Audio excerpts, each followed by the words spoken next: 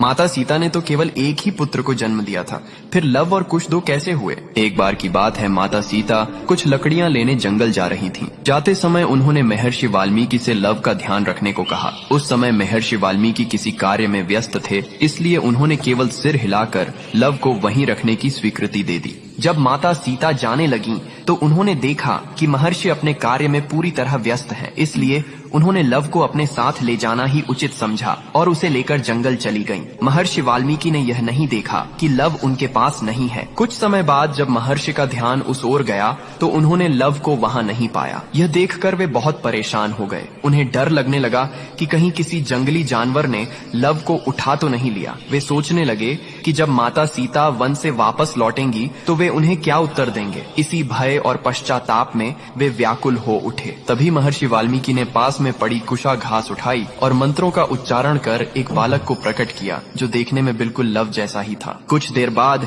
जब माता सीता वन से लौट कर आईं, तो महर्षि ने देखा कि उनके हाथ में लव पहले से ही मौजूद है। यह देखकर वे आश्चर्यचकित रह गए, लेकिन माता सीता उस दूसरे बालक को देखकर अत्यंत प्रसन्न हुई, क्योंकि वह बालक कुशा से उत्पन्न हुआ था, इसलिए उसका नाम कुश रखा गया।